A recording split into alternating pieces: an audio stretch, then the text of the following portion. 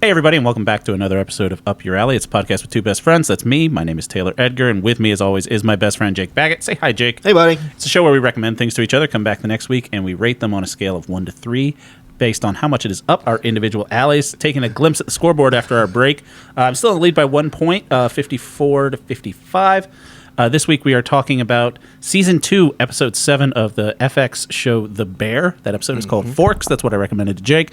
And Jake's recommendation for me, which is the 1982 live album Mint Jams by Japanese... Let's see what Wikipedia says their genre is. What type of genre is that? Jazz fusion. Oh, and yeah. This is a new one for us of weird music genres. City pop. City pop. City pop. Yep. Casiopea I guess that's what band. city pop feels like. If this is what it feels like, I don't know how I feel about city pop. So, yeah, we'll be getting into those things. First, we're going to do a little bit of catch up. Sorry for missing out last week. Yeah. I went to Florida. Yeah. It was fantastic. Got a text right from Taylor being like, hey, go to Florida. It was one of the things that we were going to record. I think I flew to Florida on Wednesday, and Tuesday night you were going to come over and we were going to record, or Monday night. And I was just like, you know how it is leading up to going anywhere of vacation, especially, I got the kid, I'm meeting my sister, my brother-in-law, and their kids down there, everything like that. And leading up to the vacation is the most. Yeah. There's a lot more logistics involved than you think. It's just anxiety inducing and stuff like that, where I'm just like, sadly, I don't have an hour to just sit aside and chit-chat and everything like that. Right. And so we took a little break, and it was fine. Used the car rental app Turo for the first time. I never even heard of it. Yeah, it's basically Airbnb for cars. Okay. You just borrow somebody else's car? Yeah. Oh, my God. What psychopath allowed you? This dude, I got to say, the people that we use, we rented a Jeep Wrangler. Yeah. Because that's the kid's dream car. Wow. They're always saying that when they get their license, it's like, I want... Really? A white Jeep Wrangler. Okay. Specifically. And Nice. I found on Turo, white Jeep Wrangler.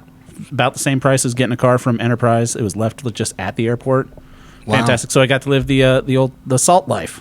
Top Sick. down on the beach, Wow. driving around in the Jeep. It was fun. Yeah, it sounds fun. Yeah, one thing, I do have a gripe about beach culture right now. It's like, how I guess we realize it looking back at our childhood in the late 80s, early 90s, going into the 2000s, and I'm sure older generations feel this. It's like, why wasn't that around when I was a kid? Yeah, what's that?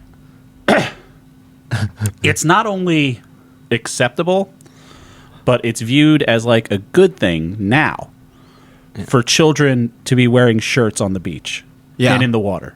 It's a whole thing. Every beach shop has like swim shirts, the long sleeve, because it's like...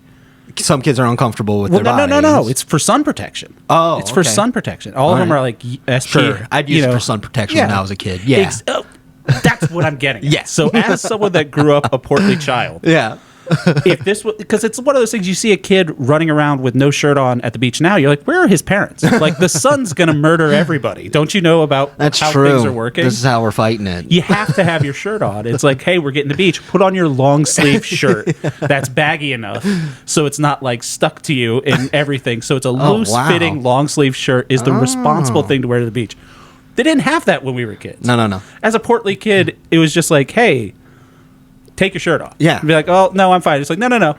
Pop your shirt off, and we're going to lube you up with SPF 100 so you look like a greasy ham. And you're going to jump into the water immediately so it washes off. And we just wasted so much time. And then you're going to come out, you're going to be pink. You're going to look like a freshly opened can of Spam, and you're just going to do it. Yeah. It was horrible that was not acceptable when I was a child. Yeah, it's crazy. Oh, God. Other than great. that, Good. beach life was fantastic. Yeah. Salt life was good. It was nice. The place we went got hit really bad by hurricanes last year. Yeah. Like, real bad. So a lot of the island is still torn up. Wow. But everyone there was super, happy to have tourists back. Yeah. So you got really good tourist town type place. Yeah, really good customer service. Something we'll talk about in my recommendation for you. It's just people that really cared about what they were doing. It was great. Yeah. Yeah. Okay. What's been up with you? Nothing. Nothing? I had a job interview. Fantastic. You were telling me about that. I have a second interview coming up, so it sounds like it's going really good. Nice. Guy says I look like a perfect match, which means that sounds good, Yeah. right? So I'm excited about that. Well, that's one of those things like you look good on paper. Yeah. We'll see if you work out in practice. Yeah, like they're just making communism. sure that I can keep it together Yeah. in an interview. Fantastic. Oh, yeah, I could do that. One of the other updates that we have is I went and saw Oppenheimer. Yes. Finally got to see it on the 70 mil. Didn't break this time. Didn't break this time. And I will say this. I know now how much I enjoyed that movie. Mm-hmm. Had I went and saw it in standard definition, because if you listen to the last 2 weeks ago episode, I went to go see it, and 70 mil was broken. They said you can see it in standard definition, or you can take a voucher and come back and see it when the thing's working. I would have been so upset sitting there on a 35 millimeter? Watching it in just standard definition, knowing that it could have been better. Yeah. Like, if there's enough of a spectacle to warrant. It's just one of those things. I like the movie well enough that I would have been upset not getting the optimal. Okay. And even now I'm reading that wasn't a true 70 millimeter. You have to go and do this. So part of me is like, well, I might drive 3 hours to go see this movie again. Really? I loved it. That being said, you would hate this movie. Yeah? You would have been so upset with this movie. I have no doubt. I don't like the subject matter. That's for sure. It's not great. Yeah. I'm sure everyone's is familiar with what the movie is about. It's about Oppenheimer created the atomic bomb and everything, and he was a bit of a shithead. Yeah. Sometimes in his personal life and everything like that. Great performances by people. Emily Blunt plays his wife. She was in don't even know. Florence Pugh plays one of his lady friends. Oh. On the low. She's a communist. Oh yeah. And but I thought it was mostly her. But Emily Blunt's, she's in very little of the promotional material I saw ahead of time. I didn't know that she was in the movie. She's fantastic. Emily Blunt is generally fantastic. Yeah, she's going to get an Oscar nomination for this. Cillian Murphy, obviously, he's going to get Oscar nomination. Christopher Nolan's going to get it. Best Picture, Best Director. Cillian Murphy strikes me as like a Tom Cruise type, where I'm pretty sure he doesn't have a normal life. I'm pretty sure he just shuts down like a robot in between movies. And then they wait, and then he's like, we need you to be Oppenheimer. And he's like, I've downloaded everything that I can about him, and now I will be Oppenheimer. He just nails it. Yeah. Other great... There are so many people in this movie I didn't know were in this movie. Yeah, I heard it's a real cavalcade of celebrities. And I think that really speaks to Christopher Nolan. And you could get this. Obviously, no one's doing interviews and stuff now because the actors are still on strike. Mm-hmm. So they can't do any promoting of a movie. But I think a lot of them, especially with Barbie, they did this too. People kind of saw the strike coming. Mm-hmm. So, Ryan Gosling and Margot Robbie were out promoting Barbie 2 months ago. Mm-hmm. And it was just one of those things they kind of wedged it all in when they could. Yeah, I see what you mean. Yeah. Who else? Matt Damon was fantastic. Robert Downey Jr. in this movie, fantastic. Some people I didn't know were in it. Josh Hartnett's in it. Yeah, I saw a picture of him. He looks like a young Val Kilmer. And they said that he did a good job. He's great too. Mm-hmm. Kenneth Branagh plays physicist Niels Bohr. Okay. Just popped him up. Kenneth Branagh. Way to go. Yeah. Other people that were just like not like super, super famous people, but like, oh, he's in this too. Like one of the Skarsgårds is in it. Matthew Modine. Dane DeHaan, Alden Ehrenreich, who I think Alden Ehrenreich is a great actor. He's great in this. He plays like... I don't know who Alden Ehrenreich is. He's Solo. He's new Solo. Oh, okay. He was also in Hail Caesar as the actor. You remember we went and saw Hail Caesar? No, we didn't see Hail Caesar. We didn't see Hail Caesar? No. Did you see Hail Caesar? No. It's a Coen Brothers movie. It was bad. It's not bad. It's not the best Coen Brothers movie, but I mean... It's a good movie. Yeah, it's a Coen Brothers I can see that. I should watch it because people said that Lady Killers was bad. But it's Tom a good Hanks movie. And one of the Wayanses? Yeah. Yeah. And it's just a good movie. Yeah. You know what I mean? Like, it's just really fun. Rami Malek pops up. He's great, too. And then at one scene, you hear a voice before you see the person's face, and it's like a shot behind, and I was just like, that's not... It's not who I think it is. Mm-hmm. It's fucking Casey Affleck. Yeah. Pops up, and he's playing a military guy, and I was like, I've never heard of this person. The guy's name is... I had it pulled up. Boris Pash. Yeah. Worked for the CIA, and apparently he has this thing of doing what the CIA calls wet work, which is basically like, hey, this person needs to disappear. Yeah. And that's what this person did. Wow. And it was like, it says on his Wikipedia page, like, all the wet work he's done. Well, it's just like none of this was ever confirmed. And I'm like, well, in the 50s, if it's not confirmed by the CIA, that means they're dead. Yeah. He killed all those people with like political assassinations and shit like that. And Casey Affleck is just fucking terrifying as this stone cold killer. Which I love. Wild. Scandal's noted for Casey Affleck, but Yeah, that's true. We've talked about him in All Affleck April. Yeah, that's true. And then playing President Harry Truman was Gary Oldman. Yeah. He's in one scene. Yeah. I did not recognize Gary Oldman. I couldn't tell you it was Gary Oldman, but Gary Oldman just kind of has that. He's another guy. I mean, he's like a Cillian Murphy, where I'm pretty sure they just shut down until the next movie. It's not like Gary Oldman's not a unattractive person, but he the way he can act with his face and with makeup and prosthetics stuff, he's a blank canvas. Like Gary Oldman can be. It can be an amazing. Yeah, he's an amazing eccentric villain in Fifth Element, and he's an amazing Gordon Cole. And he's like a father figure in the Harry Potter films when he plays Sirius Black. Yeah, he's like that kind of. He's transformative. He's one of those big transformative. And then he's in Tiptoes. Yeah. Where he plays again, transforms into a midget. Yeah, it's fantastic. Little person, person. It's a little person. I'm sorry. Well, it's not a little person. It's Gary Oldman, and that movie's wildly offensive to that community from everything that I've heard. But yeah, we talked about a couple of weeks ago for My Adventure Superman, Jack Quaid. Yeah, up and coming actor. Yeah, Jack Quaid's fantastic. That's wonderful. But granted, all these people being. Have you been keeping up with the Superman, by the way? I think I'm one episode behind. I might be one episode behind as well. You watched Gorilla? Yeah. Okay. Still liking it. Still great. Still having a great time. Yeah. Yep. I feel like we're a step ahead. Yeah. And we're just waiting for the reveal that we all know. Right.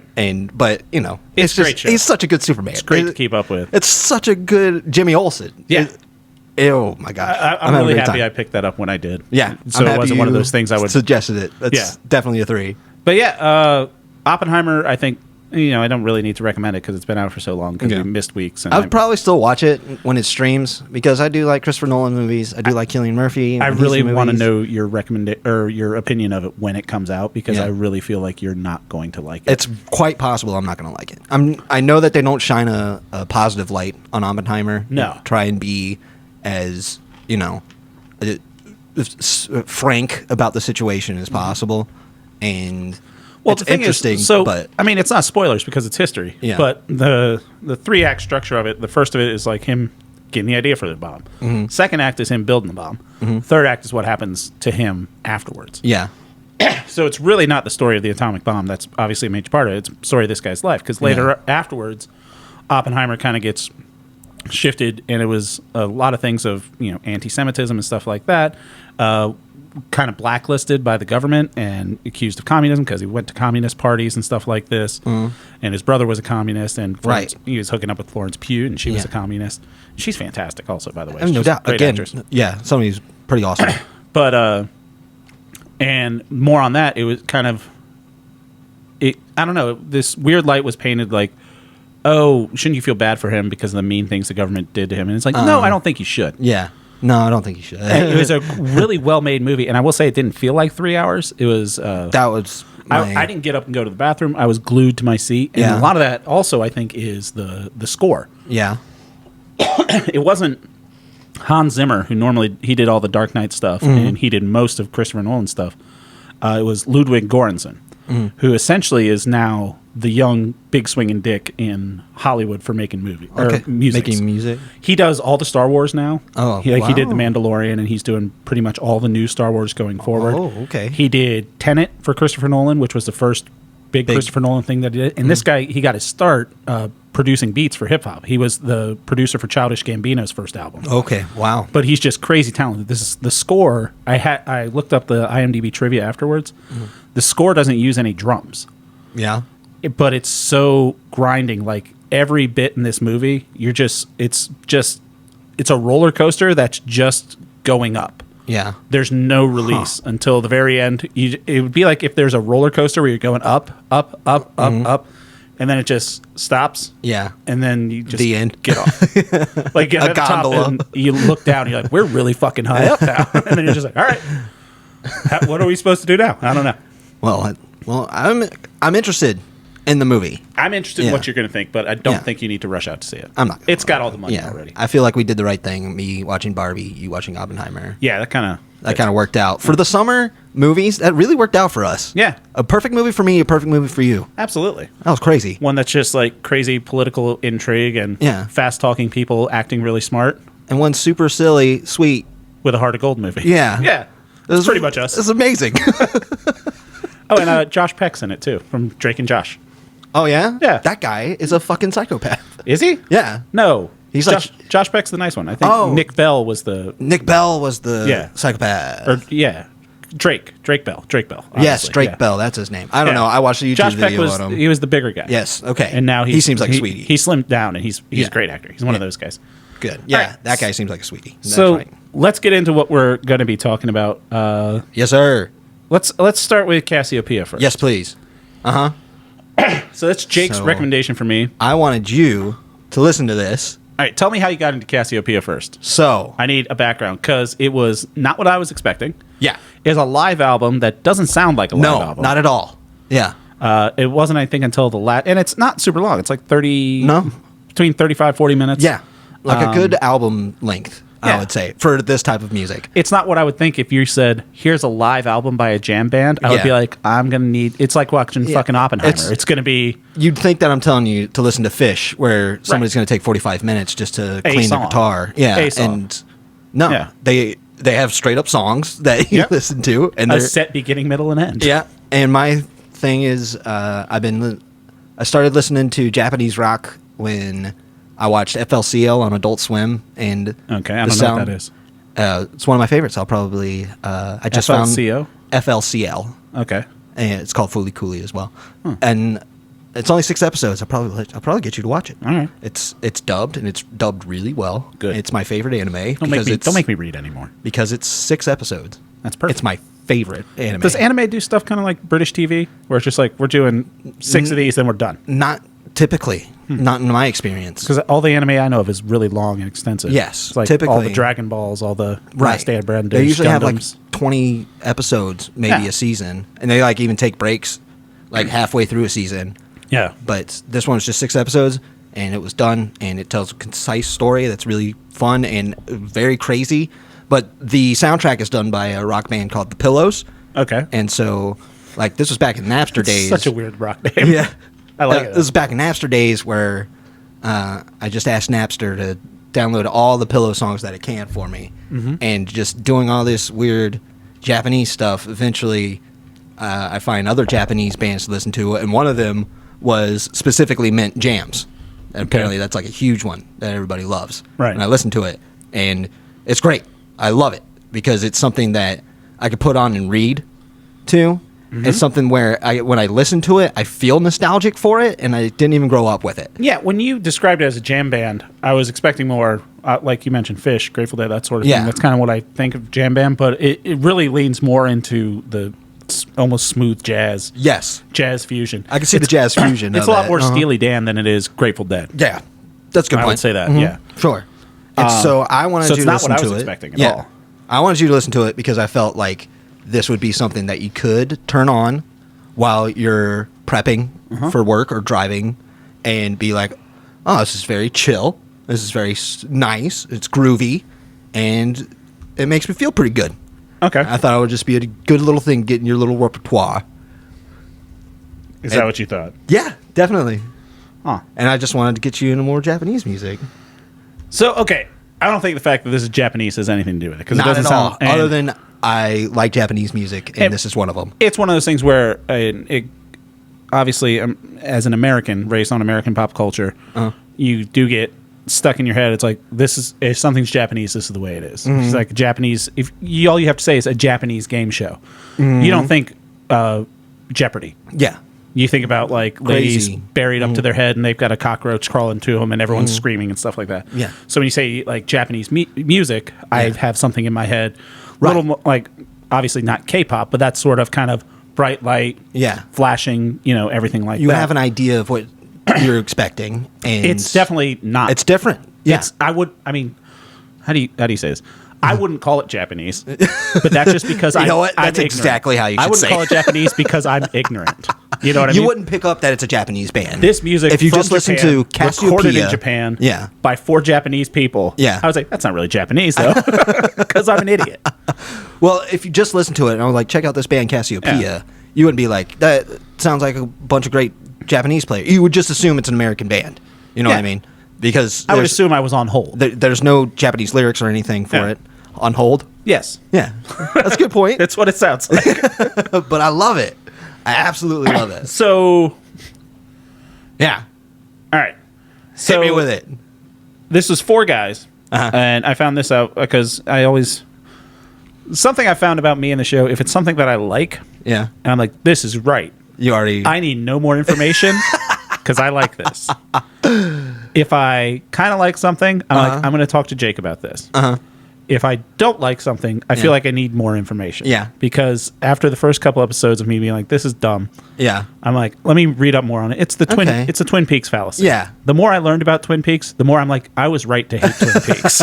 But you were wrong. But I understand. But you were wrong. Because I don't want to. I'm trying not to just leave. It's one of the reasons. I'm going to make you watch The Return. I'm going to make you watch The Return. I'd be happy to talk about how shitty Twin Peaks is. I'm going to make you watch 5 minutes of a guy sweeping up the bar, and you are going to be like, what the fuck am I watching? And I'm going to say, you're watching one of the best scenes of television history right here, buddy. Twin Peaks aside. Yeah. So the 4 guys that are in this, they're all great. And I was fascinated by how much... how rabid of a fan base these guys have. Because these guys, I think that's kind of how I would attribute them to a jam band. It's like people with jam bands like the Grateful Dead, they'll be like, well, have you heard the bootleg in Boise in 1982? My dad's a Deadhead, and he collects live albums. Going on this, it's just like the guys, it says who's on the band. Issei Noro, and then it says an electric guitar. It's a Yamaha SG-2000, and then it has the keyboard player playing a Yamaha GS1, a CS770M, and it has what they were playing. It's like, oh, this is the first time that they used this kind of synthesizer. The first time they used a Roland vocoder. Yeah. And it has, like, people are rabid, and just like anything else. Cassiopeia heads. Whenever someone's really into something, I can get into things that people are into just by transitive property. I agree. It's addictive. It's pretty... I don't know if addictive is the right word, but it's very easy to relate to somebody's excitement. It's not always fun to fall down a rabbit hole, but it is fun to just watch someone fall. And you're just like, where are you guys going? I'm going to stand up here, but I like to see how far it goes. How enthusiastic people can be about their thing. It's pretty fun to There's something to be said allow about them to... Enthusiasm's the good word indulge. For it. Yeah. When you see someone who's excited about something. Yes. I mean, it's the same thing like, if you have like nieces, nephews, things like that, you can watch a bug walking down the street and you're just like, it's a bug. But when you see a kid be like, oh my God, do you see this? Your party's like, oh my God, that is pretty cool. Look at that. It's, you can get excited. I can see that. I like... I did some of the songs. Granted, I had to go and find out what the songs mean because on Spotify it's just characters that I don't read. Some of the songs I liked more than others. I found out that the album name Mint Jams is a...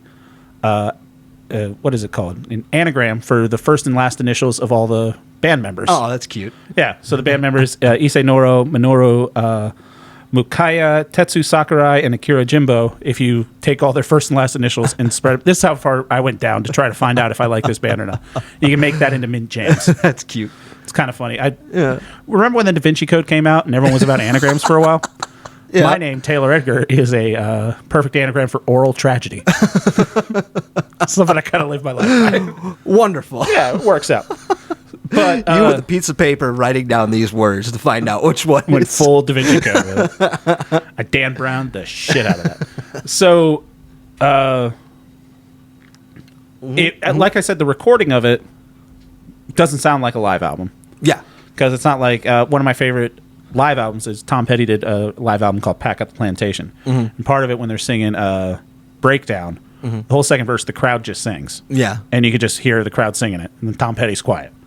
That's what I like on a live album. This doesn't sound like a live album, but I think it was the right album for you to pick for me because I listened to some of the other ones and not as much.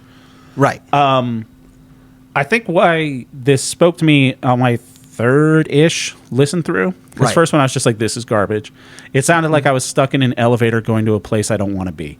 Okay. Like, it made you uncomfortable? Not uncomfortable, just like bored and a little bit annoyed at how bored I am. You know? Okay. And I did that while I was driving. And then I did, I was cleaning up around the house, listened to it then with like Raycon's in, raycon.com/upyouralleypod. It's not a real website, but don't even. It might be one day. Don't even. And kind of grew on you a little bit, and I was just like, this is something that it's supremely background music. Like, if I was seeing this band live, I would be incredibly bored. Yeah, I could not see them. I mean, I would. somebody else bought me tickets, Yeah. I'd probably have a good time hanging out with that. Yeah. There's no way I'd go out of my way. No. Personally, to go see them. Not no even a offense little to the bit. band at all. But No. like you said, it feels good in the background to me. So going into this and the, weird research that I was doing led me to a April 24th, 2023 article in The Index, which is the student newspaper of Harvard. Mm-hmm.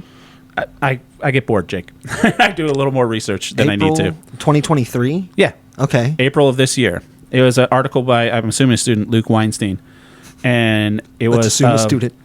Influencing the Influencers, Casiopea and T-Square. That's the name of the article. So this kid's writing it up, and let me just read a little bit from Luke Weinstein. He said, everyone is influenced by someone, whether it's a student learning the fundamentals from an adept teacher or a teacher stepping up their game under the tutelage of a master or any other small step along the way. There's always something to learn from someone else, right? Mm-hmm. Well, what about above the masters? Legendary figures bestowed with inhuman talents, paragons of skill, abilities, knowledge, and a clip that every craft has them. LeBron James, Albert Einstein, William Shakespeare. Mm-hmm. Enter Casiopea and T-Square. Okay. And I was just like, okay, this is a fucking kid from Harvard writing about, and I listen to some T-Square too. It's more of the same. Okay. Both formed in 1976. The names Casiopea and T-Square did not ring a bell. Their music just might. Unbeknownst to even well-versed audiophiles, Casiopea and T-Square continue to be the two of the most influential bands of modern musical history, directly inspiring the likes of Nobu Utsuyama, Hiroshi Kawaguchi, and Koji Kondo, musical composers we've seen some of the largest video game franchises of all time. Yeah. Mario, Final Fantasy, Legend of Zelda, Sonic the Hedgehog, Gran Turismo, and Street Fighter. Koji Kondo. And Hiroshi Kawaguchi did Sonic the Hedgehog. Uh-huh. And this sounded a lot like Sonic the Hedgehog doesn't to it? me. That's why I said especially it with has the a Sega synth Saturn side. vibe. Not so much Nintendo, the NES originally, because it was different kind. But once you got to the Sega 16-bit, the then Genesis. you had the synthesizer and everything, and it sounds like Sonic the Hedgehog. And so once I kind of put it in that thing, it was weird that I think I subconsciously picked up on, well, not subconsciously, because I said it to myself. I was like, this sounds like fucking video game music. Yeah. And that's how I ended up doing research, and I was like... nostalgia for it, even though it's not even music that I listened to growing up. Perfect example, like, you get nostalgia for something you didn't know about. Yeah. It's something old that still makes you feel nostalgic. You get nostalgia the first time. The very first song feels exactly like the music from Daytona USA on the Sega Saturn. Yeah. It's a racing game. Mm-hmm. And it's got amazing music that actually has vocals in it. You didn't know about this? No, not until I was a man. Perfect example. You recommend this to me. It's a video gamey music, not knowing that people like Hiroshi Kawaguchi and Koji Kondo directly, because this album came out in 80. Absolute sense. This album came out in 84, 82. Damn. So it's right when video games are gearing up. So this was something that the video game nerds, exactly, they're all nerds back then. No cool people were doing video games back then. No. Yes, they were. Oh my God, yes they were. But that was in America. I don't know what the culture was like in Japan. I have a friend who wrote a whole book about cool people in video games. Well, it was just a big old men's club. Like they would drink alcohol and have strippers at the office. I mean, that's also kind of business culture in Japan. You're supposed to go out drinking and stuff like that. But I'm talking like no football players were also doing video games. All right. You know what I mean? Mm-hmm. But people that like this type of music ended up working in video games, and that inspired all the stuff that I did have nostalgia for, like music of Koji Kondo, music of Sonic the Hedgehog, and going back, because I listen to all that music nonstop. Exactly. It feels good to hear that music again. Yeah. And all that music is background music. It is. You know? And it's something that, what is it? Where's the other article I read? It was I think it was the New York Times article. It said, according to a plethora of research, music to accompany a specific task, specifically if it's repetitive, can drive up dopamine levels in the brain. Yeah. Allowing you to engage more in work and study and be more productive with less stress. Yeah. So these guys basically are the reason we have such great video game music. That's awesome. Yeah.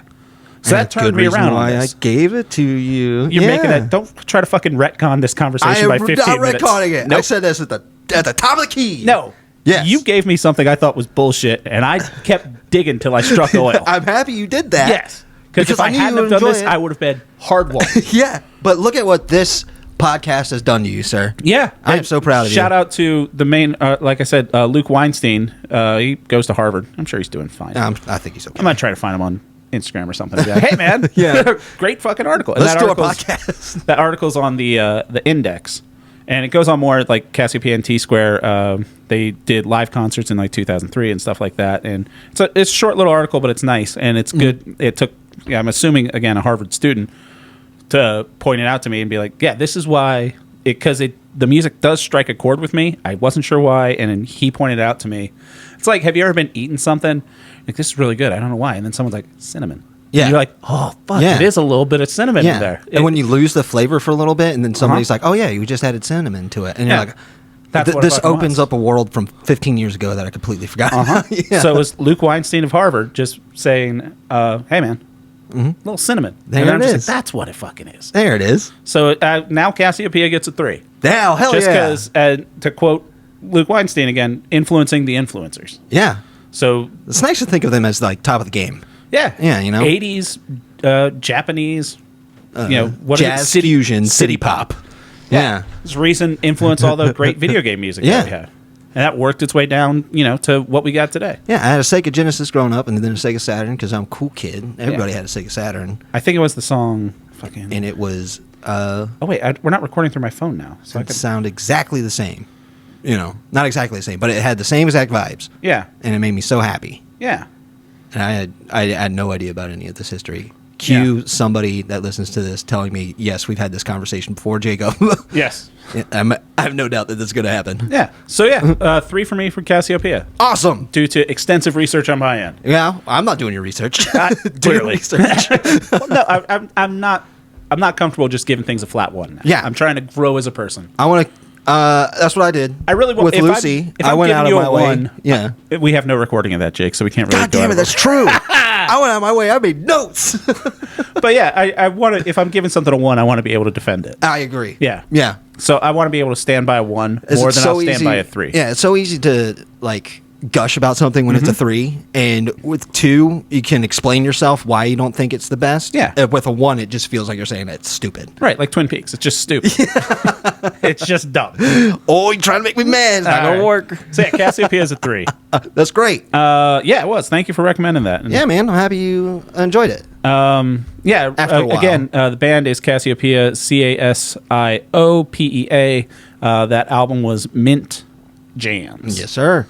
Go check it out. It's on Spotify. Yeah. All right, now let's get into my recommendation for Jake, which was... Real quick. Oh. I got rid of my Spotify account. You did? Yeah. Why? Because it went up $1, and I was I'll give you $1.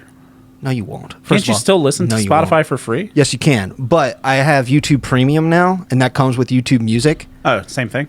And I'm going to try it out to see how comparable it is. See, I have a Spotify plan. It went up $1, but they also, back in February, they had a deal where you can add an account. Yeah. For like $3 more. So now I'm paying like $13 a month, but it's me and the kid.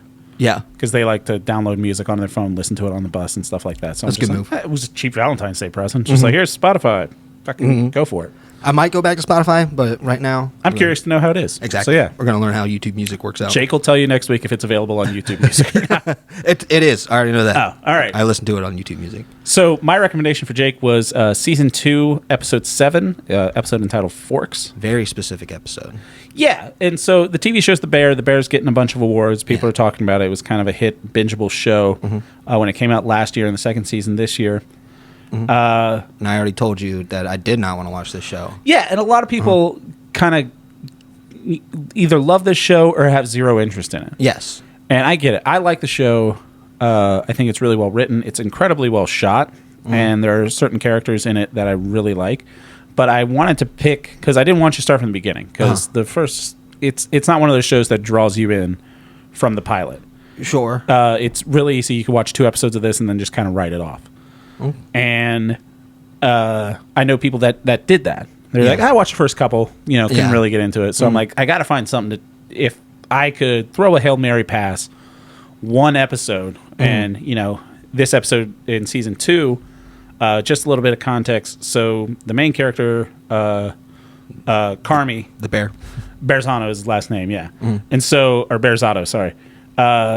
He's opening up a restaurant. He was a Michelin-starred chef. And his brother died, killed himself, and he's taking over his brother's restaurant in season 1. It's a sandwich shop, Chicago style beef sandwiches. close it down, and then he's reopening it as the Bear, which is going to be his high-end restaurant. He has his older cousin, Richie, played by Eben Moss Bacharach, and Richie's kind of a Chicago street guy. Yeah. He worked with his brother. They call each other cousins. They're not like real cousins. It's like family friends, grew up in the neighborhood and everything like that. Yeah. That kind of, Italian Chicago background. They address each other as cousin. Yeah. And so Richie gets sent by Carmy to go work at stage, which in the culinary world, it's basically an apprenticeship, an internship. It's an unpaid position where you can go to for like a week or so, or you can do it for longer. It's kind of like an internship, but also you can go to work under a chef or at a restaurant to learn something new. Like if you're not used to making pizzas, you might just find a guy that works pizza. He's like, hey, can I come stage at your place? I want to learn how to do this or learn something. It's on the job training, at another kitchen, and it's. Some of the stage, programs are harder to get into. Depending on, like, we have a 3 Michelin starred restaurant 30 minutes from here. Yeah. I couldn't just walk in there and go, hey, can I hang get out in on this? Learn how to make rolls and shit. And so Richie gets sent to a restaurant which is based on Alinea, a restaurant in Chicago, a real restaurant. Uh-huh. And it's one of those 15-course tasting menu, $500 a head. Molecular gastronomy, everything's plated. It's a lot of gels, a lot of foams, a lot of shit like that. A lot of flowers on the plates that are put there with tweezers, and kind of restaurants. I have no interest in that at all. If like Casiopea, if you took me to it, I'd probably have a good time. But I can think of a lot better ways to spend $500. I have no. Would I rather have that meal or a PlayStation 5? Yeah. Or we could go and eat like a hell of a lot of pizza somewhere else. Yeah. Be a lot we could get a bus ticket to New York and a hotel room and eat pizza and come back and it'd be perfect. That's very true. But I have no interest in that, and at the beginning of this episode, Richie has no interest in that at all. He thinks he's kind of being sent there as a punishment. Yeah. And then he learns over the course of the episode, he gets an appreciation for the people, not so much the product, but the process. Yes. And which is something that Richie is very stubborn. Yes. As a guy, and he doesn't like being told what to do. No, and his first job there, the episode's called Forks, because he's sent there, and his first job is you polish the forks. Yes. And he makes sure, and he does that, he kind of dismisses of it, and the guy that's training him tells him flat out he's doing it wrong. Yeah. Like, you're leaving streaks on the forks. Yeah, he would watch him polish a fork, put it down, and then the guy watching would be like, you need to polish that fork. I can still see streaks on that fork. Yeah. And you can see that it's pissing Richie off that he's doing that. So, I'll leave the recap at that. Yeah. I want to get into... Did I pick it right in knowing that you were kind of okay jumping into it, not knowing anything about this world? Yes. I trust you enough that if you're like, okay, like... I have a media savvy enough that I won't be like, who the hell is Richie? Why am I following him? The characters are broad enough as well that you can pick up. Like it starts out with him. He's waking up at 5:30. He's waking up and he's groggy. Yeah, and it's like, okay, he's not used to doing that. I'm picking it up quick, and I didn't want to watch The Bear because I've been a cook before, and it was the most stressful job I've ever had. It is, and it was not for me. So I didn't want to watch a show that glorified something like that. And I think you did choose the perfect episode because it shows how a great restaurant works. Right. And it does it so fucking well. Yeah. As in, like, these people, like we're talking about the guy that he was with, telling him about the forks. Who is not working in the kitchen. That's something like Richie's not there to learn how to cook. He's learned how to do front of house. Yes. So he's just working with the servers. Yes. And the servers are very particular. They don't talk on the floor. They have little notes that they pass to people. Yeah. That goes back to the expo who's telling the kitchen what to do. Yep.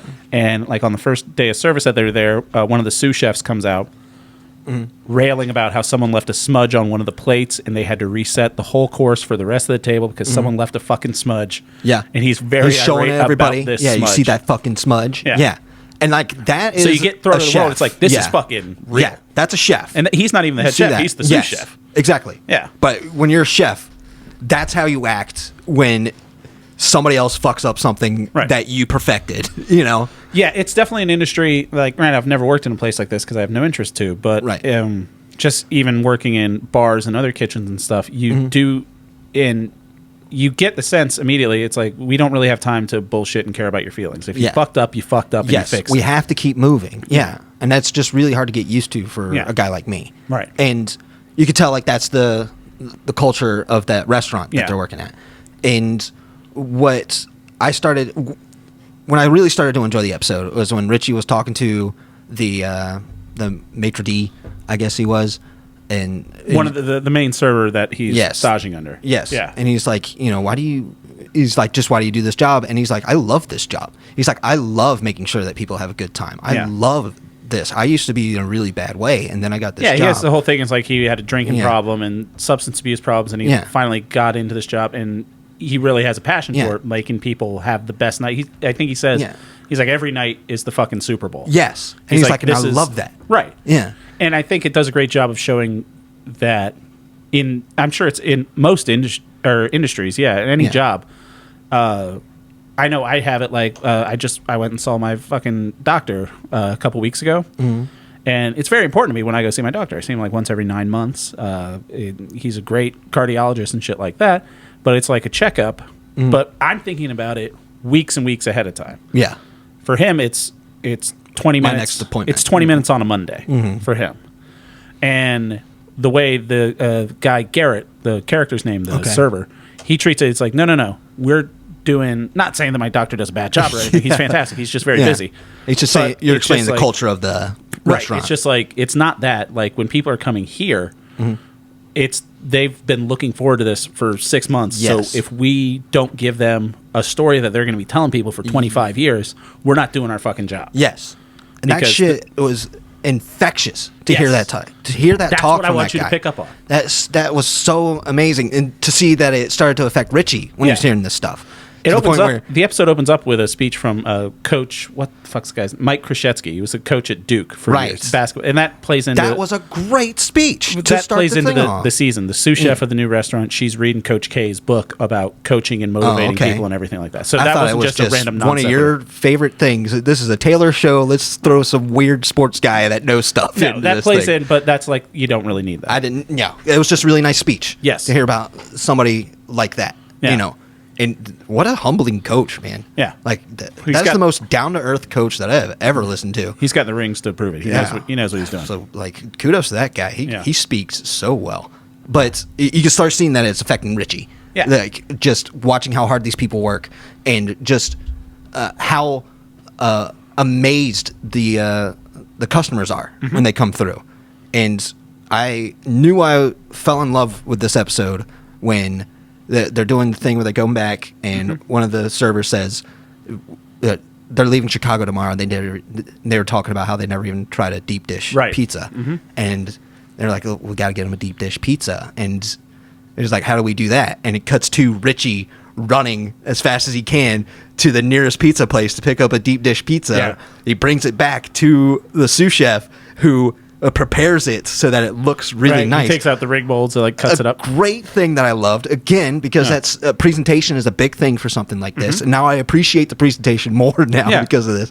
And Richie was like, can I bring it out to them? Right. And they're like, yeah, go ahead. Yeah. And he's just the biggest charmer I have ever listened to. He's a smooth Chicago Italian guy. Yeah. He immediately wins over the table with how sweet he is. And you can see the big smile on his face when he presents the deep dish and the table's going crazy for it. And it's not just a pizza. Like, it's plated up really nicely. It's plated up beautifully. That's when he's talking to the sous chef, and the sous chef's cutting out the pizza with little molds and everything. One of my favorite lines, sous chef's just like, top that with some micro basil. Richie just, micro basil. Fuck yeah. He's getting so into that I think that to myself sometimes when I'm in the kitchen. It's just a micro basil. Fuck yeah. And it was... so I'm starting to enjoy it, and now Richie's waking up before the alarm. Yeah. He's up and he's ready. And, like, now he's asking them, he's like, do you think there's a position here for me? Yeah. And, like, now it's getting sad, but he eventually talks to the chef. Played by Olivia Colman, who is fantastic. She's delightful in anything she does. She was the best part of Secret Invasion. Just an off line that she says, because she's peeling mushrooms. Which is something he even asked. He's like, why don't you just have someone do that for you? Well, no, it's just, why even worry about doing that? Yeah. That's the first question. He's like, why are you even peeling mushrooms? Yeah. And she's like, well, it shows that, I'm putting work into this, doesn't it? And I was like, wow. Like, I never thought about it like that. Exactly. And, like, then he asks us, like, why don't you get somebody else to do that for you? He's like, oh, you know, I like to do stuff like this to keep me down with this thing. And then she talks about her father and how she had a rough relationship with him. And the thing that me and you didn't talk about at all is that there's big words on the wall that say every second counts. And at the beginning, it feels very sterile, and it sounds, you know, like tyrannical. A threat almost. Yes. Like every second counts. Yeah. And then she talks about how she found journals from her father that says like very specific things that he's done throughout it. Ate, you know, 2 slices of pizza here. And she's like, and she kept with it because these words that he wrote down on it. And Richie, she gets called away for some business, and Richie's like, you know, well, what were the words? What were the words? And when he turns around, he sees every second counts. Completely changes everything. Yeah. Instantaneous transformation of the restaurant to being amazing. Right. Like an amazing culture. So, a crazy, great episode of television. So, are you giving this episode a 3? This show gets a 3. I've been watching the show. It got you into the Bear. It got me into the Bear. Did you go back to episode 1? Yeah, I started at the first season. How great is Oliver Platt in this show? Oliver Platt, that was so... Because, you know, as soon as they put down that Xanax bottle, I was like, oh boy, like, oh no, like this is what the episode's going to be about. Yeah. He's like... Because it's at a birthday party. For his kids? Yeah. And the bear finds it in the punch bowl, and he's like, oh no. He's like, oh, I think we drugged the kids. Yeah. And Oliver Platt's looking out there, he's like, fuck, are they dead? He's like, no, I think they're just sleeping. He's like, oh, that's great. That episode has another one of my favorite Richie moments where they're asking to make chef has to go and make hot dogs for a kid's birthday party. Catering. And he's like, Richie, where's the ketchup? And he's like, I didn't bring ketchup. What kind of asshole's gonna put ketchup on hot dogs? That's a Chicago thing. Yeah. You don't put ketchup on hot dogs. It's like a child, Richie. Yeah, a child, Richie. Like, an asshole child. It's like, you're an asshole child. And also character in the show, Matty Matheson, who's a fantastic chef in his own right. I disagree with that. I want him to cook for me. I got 2 of his books over there. I'll make you something out of one of his cookbooks. Do that. Oh, I make his because I made his butter chicken for you. You said you liked it. Oh shit. That was Matheson's butter chicken. Oh wow. All right, maybe I'm changing a little bit about him because I think he's all filler, all killer, no filler. Really? Yeah. His books are good. I've never eaten in one of his restaurants. I think he's never going to be in a restaurant again. I think he's eschewing himself into acting, and could be, but you know, he's also he's a consulting producer on the show. Yeah. Like the more I think about it, the more I'm like, you become a chef. A lot of people just to be famous, you know. Yeah, I think a lot of times, especially now, chefs are, and rest his soul, one of the best people that's ever done it, Anthony Bourdain, not only, you know, he wasn't as much of a chef as he was a travel writer. That's true. And a TV host, but that's how he started. And he really did romanticize his book, Kitchen Confidential. I got that over there on the shelf, too. Yeah. He romanticized it a lot. And there is a new generation. It's kind of like how some people... After like the boom of sitcoms in the 1990s, some people started being stand-up comedians, thinking that that's how you get a TV show. There are some people definitely now, and you can see them, especially online, that started cooking as a way to springboard into entertainment, being on TV, being in movies, making documentaries and stuff like that. And Matty is winning me over. Yes. The more and more I watch him. He's an interesting character. He's an interesting guy. He's got a restaurant, like he did something during COVID where he was basically giving food away to like local restaurants. And he's got a great porchetta recipe that I want to try. Maybe I'm just jealous of him. Weekend. Well, I won't invite you over for porchetta. Please do. It's a whole... I don't know what the hell that is. It's a whole pork belly. Yeah. And then you smear it in nice herbs and sauces, and then you roll it up, and then you roast it so the outside of the skin is crispy. Yeah. And you cut it. It's like a pork cinnamon roll. Okay. Just nice. I like pork belly. That stuff is quite delicious. I'll let you know next time I'm making it. The show is absolutely incredible. Yeah. I'm happy that you started me on Forks because it's it gets me into it without feeling the stress of crazy, terrible cook culture. Without giving too much away. And then once I started the show and I see how Bear handles these wild situations that he gets into. Yes. Like, that dude has the mind of a fucking chef. Like, you could tell that he's getting stressed. Jeremy Allen White's he's doing great. He's a great actor. But he's got those fucking eyes, man. Yeah. You can't be that handsome and have those powder blue eyes. Just like, dude, fuck you. You could see him, like, He's doing drinking out the of deli- stressful stuff. Yeah, he's drinking out of deli cups Yeah, I and saw smoking that. cigarettes. You're just like, oh. I was like, this guy's deli got cups. it. Yeah. Gotta love it. Yeah, they know what they're doing. But you can see that he's stressed out, but he's handling it perfectly. Uh-huh. He doesn't raise his voice to people unless they're shocking him or something. Yeah. And he's just, but he's very stern sometimes. Yeah. Where he's like, you need to do this. And like, I don't want to do this. You say, yes, chef. And then they're like, yes, chef. And they walk away. And then later in the episode, they're just like, hey, you did a good job on that. And I'm like, thank you, chef. And then everything's fine again. And you're like, God damn it. God damn it. They know what they're doing. And another great actor on the show is Ayu Edebiri, who we talked about a couple weeks ago. Yes. She plays the sous chef, Sydney. I love her. Yeah. She moved in to that position very well. Yeah. Yeah. She's a great actress, too. Yes. She's a very great actress. So it gets a 3 from you? 3. Fuck yeah. Definitely. Double threes. Couple of threes, buddy. Double threes. Well, I'll still be 1 point ahead next week.